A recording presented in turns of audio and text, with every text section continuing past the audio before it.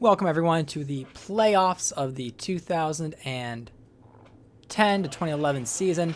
We have the Bills take on the Chargers here.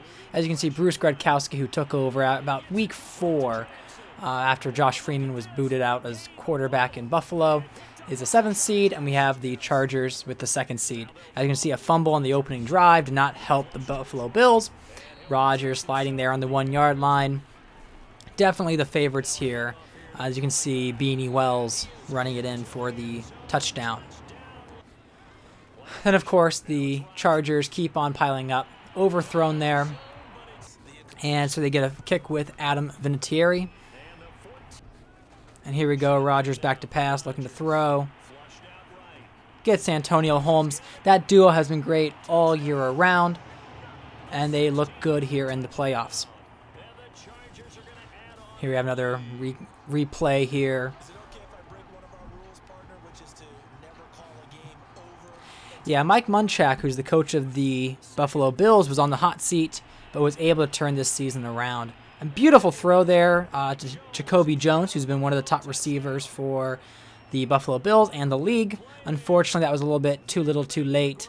They're down 17 with 42 seconds to go, but at least they're able to have a score before they close out this game.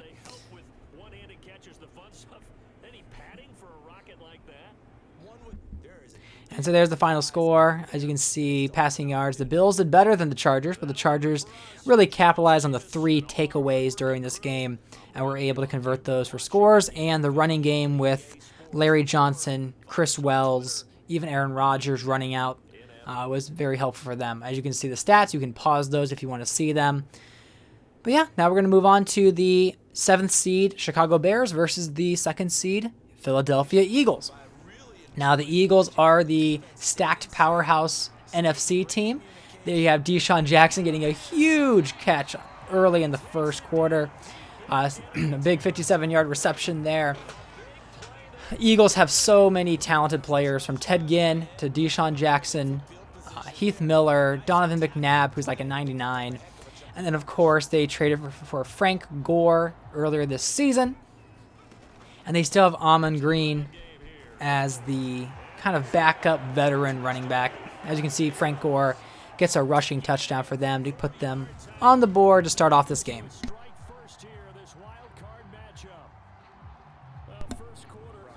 Here we are, Mark Sanchez, who had a great season getting the Bears into the playoffs. And there's Golden Tate, the rookie from this past draft, getting the 36-yard touchdown. Beautiful catch.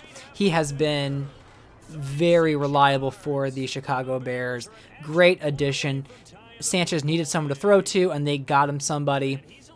So Tate and even Andre Roberts has been fairly good for the Bears. Somehow missed the extra point. I think like the win was not taken into account.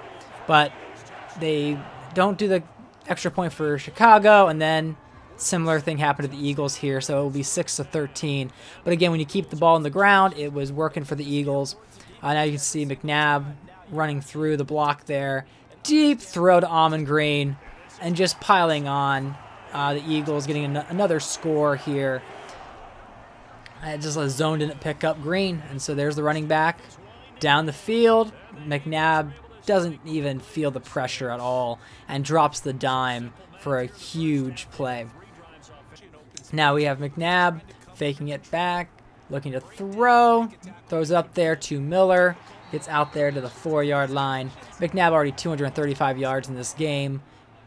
X Factor is ignited, and there's Frank Gore running in a 3rd touchdown of this wild card game. Eagles appearing unstoppable. End of the 3rd quarter, we see Andre Roberts, the other rookie wide receiver, later pick, but still very reliable, getting a touchdown here in the 3rd. And there we have McNabb again in the 4th quarter, lobbing it up. Beautiful catch there by Marini. He was actually drafted after the Eagles drafted Eric Decker. So like last year's draft, Decker was a 2nd-round pick, 26th overall, and Mark Mariani was a 7th round, 26th overall pick, but a higher overall. There you can see the final results. I mean, just powerhouse running and passing. Bears did not stand a chance, but at least they were able to enter the playoffs here and really get back since the Rich Gannon years. You can pause for the stats if you want to take a look at those. But Tate, 143 yards. Now we have the Manning game, the Manning matchup. Eli versus Peyton. So here we are, Eli Manning off to start this game, and he throws it to Marquise Colson, his top receiver, and they get a touchdown. But Colson is out with an injury. I forget if he might come back. But yes, Manning was the leading passer of the year with 4,200 yards. And here we have Chris Johnson, just whether blocking or his speed, breaks off a huge run. I mean, 79 yards. I mean, you just can't stop him. And of course, they get the touchdown and the extra point. But Chris Johnson being paired with Manning really gives that dual threat option. They can pass, they can run. But then here are the Chiefs with Stevens Howling, who's in for injured Marshawn Lynch. Has no problem doing the same thing. I felt a little bit of cheese here because I didn't expect to have so many big runs in this game. That's where I'm kind of looking forward to maybe Madden 24 to maybe change up the gameplay a little bit. But here we are, Chiefs just counter with a similar play. And here we go with another run to Johnson, and no one catches him. No one gets close. Johnson just piles on once again for a 46-yard touchdown to get the Colts back into the game. So right now, Manning hasn't had to do anything. Peyton, for that matter. It's been almost all Chris Johnson taking care of the game here. And so here we are with a kick return. Nate Washington, the receiver, on the return, and boom, he gets hit for the fumble. And now the Colts are in really prime position to really start to take the lead in this game, whereas each team scored on their possession, and it was just going back and forth. This turnover allows Manning to get a little rollout here, and he's able to throw it and put the ball right on the money to Reggie Wayne.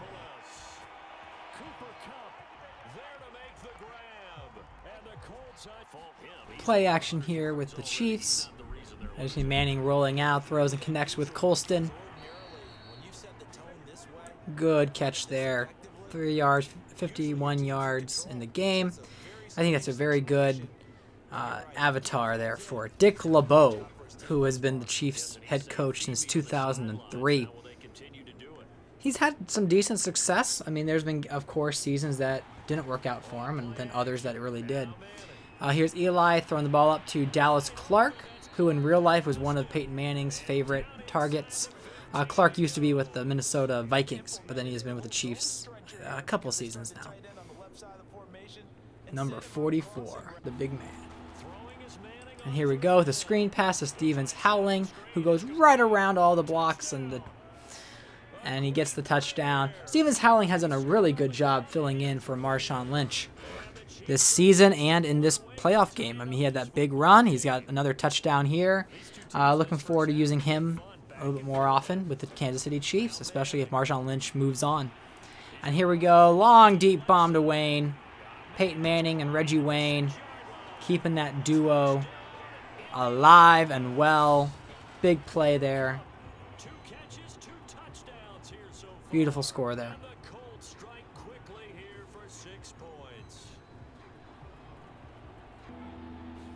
Here we go, Eli Manning. Looking to throw, rolls around. And right there, I thought he would lob it to Clark. But apparently, Powers was ninja and got that pass and returned it for a touchdown. And so here's where the game takes a turn, because now the Colts have most of the momentum. And there you see Manning connecting with Jason Hill for another touchdown. Hill has been wide receiver number 2 for the Colts, playing the opposite side of Wayne. They do have PK Sam they've been using as well, and rookie Victor Cruz. But there's Hill getting a touchdown in this playoff game. Eli still pushing for a comeback. LeRod Stevens Howling gets his 3rd TD of the game, 2nd rushing. The Chiefs are not backing down. However, it is a little bit of a stretch here trying to come back from this game. And here we go. Colts get a field goal, go up 45-28. And here with 18 seconds on 4th down, Eli is able to get a touchdown to Austin Collie, who is also in real life a Colt, but has been playing with Eli Manning in Kansas City. So they're able to kind of tighten the score here, but of course, that doesn't really change anything. He's still very much out. So there we are. Passing game was led by the Chiefs, but then the rushing with Chris Johnson was just too much for them to handle. 160 from Johnson. And here we are, the Tampa Bay Buccaneers versus the St. Louis Rams. So we'll get right into it. We see the Buccaneers getting the kickoff. And fumbles on the opening kickoff. What a horrible way to start. Now, the Buccaneers have really been lucky to get into the playoffs. They needed a win against the Patriots, who did bench their starters in Week 18. They benefited from the Bears and the Seahawks losing, as they were the 6th and 7th seed. And so, because the Buccaneers won Week 18, they got the 6th seed and are in the playoffs. And very quickly, off the turnover, Cutler connects with Graham, the tight end, to get the first score of the game. Very quickly, there's Cutler, who has actually been doing a fantastic job with the St. Louis Rams. Cutler had been with the Green Bay Packers, and he was supposed to be Brett Favre's replacement. There's Darren McFadden getting a touchdown. But, of course, it didn't work out very well. It's like the Packers have one decent year with their backup quarterback, because Cutler's first year wasn't terrible. But then, all of a sudden, he had the worst record in the league. And then they got Matthew Stafford to replace Cutler. Went 9-8, and then the Packers went 3-14 this year. Now they are going to keep Matthew Stafford, so they're probably going to pick somebody else with a number 1 overall pick, likely Von Miller. But here we are, the Buccaneers, even though they had a bad start, come back and take the lead. So Byron Leftwich there getting a touchdown to one of his favorite targets, Owen Daniels. I mean, another major deficit for the Buccaneers this season was losing Dante Culpepper, who came over from Buffalo to be their starter. He got injured with a huge injury, taken out for 24 weeks. I'm looking at it as a career-ending injury, or one that will at least hamper the remaining of his career. So Leftwich, who had a good season last year, filling in for Tampa Bay, gets a good start here, but now, of course, the fumble by Caldwell doesn't bode well. I don't know how much more bad things had happened to Tampa Bay this game, but fumbles have not been good to them. And here they are, Toby Gerhart, the first-round pick for the Rams this season, rushes in a touchdown to take the lead here in the fourth quarter. So, I mean, Willis McGahee, Ben Jarvis, Green Ellis, and then, of course, Toby Gerhart, all solid running backs for the Rams. Leftwich rolling out, looking to throw, and there is Owen Daniels again, getting both feet down inbounds for the touchdown. It was challenged, but of course he got it. And of course the Buccaneers are going to. Okay, we're gonna do the other video here. Just look at those feet. Perfect. Getting left foot, right foot, tapping in.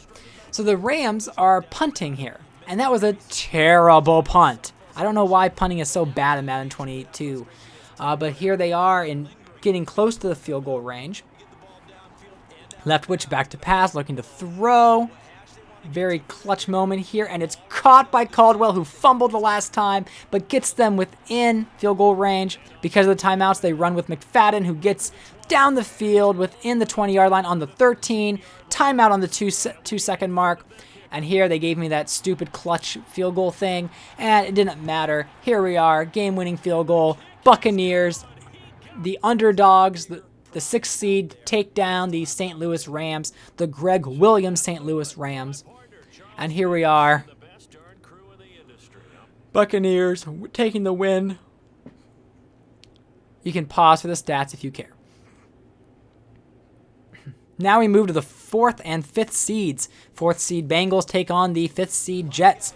Now the Jets have had not Pro Bowl. Well, yes, they have Pro Bowl people, but they have had the MVPs in the past couple of years, with Alex Smith being their quarterback and Clinton Portis being the leader for this year's MVP race. Now, there's Tavares Jackson running in a touchdown for the Bengals. When he was hurt, John Skelton did an excellent job winning games, and he had 0 interceptions, like 7 touchdowns. So the Bengals are pretty good, but they started to slow down. It's like they peaked too early. Whereas the Jets here were in contention for the top seed in the NFL, top seed in the AFC East, but of course the Patriots went 14-3 and just sort of taking care of business. Tight end Mercedes Lewis, one of Alex Smith's favorite targets, along with Percy Harvin. You see Lewis getting the touchdown there.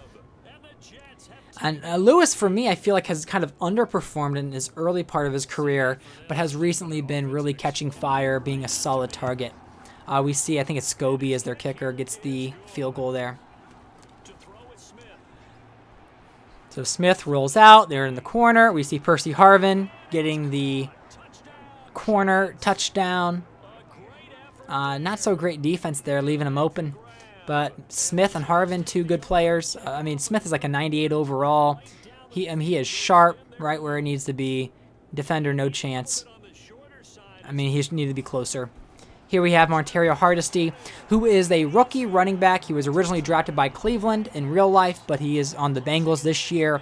And Lendell White and Noshawn Marino got injured this season for the rest of the year, so the rookie has been taking snaps as the starting running back. Here we go. Alex Smith bombs it down to Percy Harvin. Already up by 10, now up by 17 after this huge play.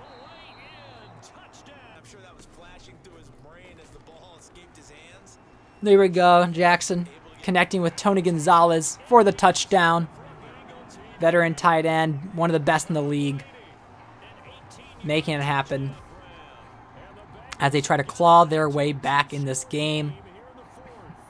Marvin Lewis has won a playoff game in my reality, but is trying to get past the second round here. But we see Dante Stallworth coming off that year-long suspension, having some success with the Bengals. They did also trade for Anquan Bolden.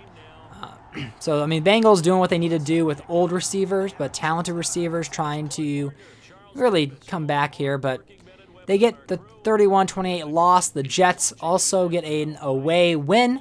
Jets will be facing the New England Patriots coming up in the next round.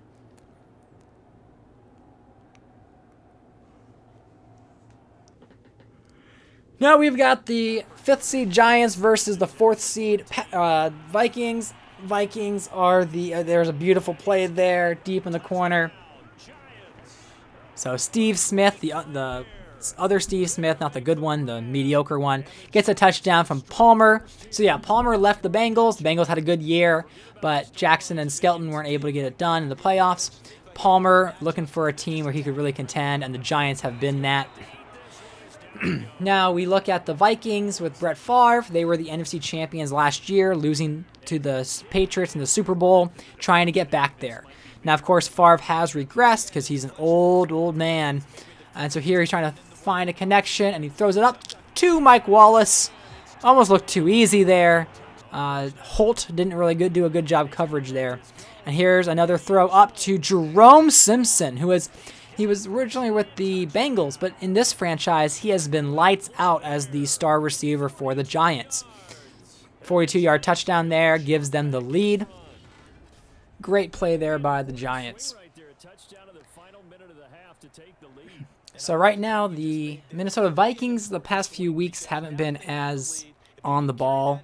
So I did have concerns going into this game that they could be potentially eliminated soon. So here we go. Palmer driving his team back. So even before the end of the half, they tack on another score, another 3 points. So here we are in the second, just down by 7. So we have not Packers. We got the Vikings here. Favre throws deep to Gronk, and it's intercepted. So now, I mean, Gronk, who is, of course, an all-star, struggling there to make the catch. And there, Palmer just goes down the field, and another touchdown to Simpson.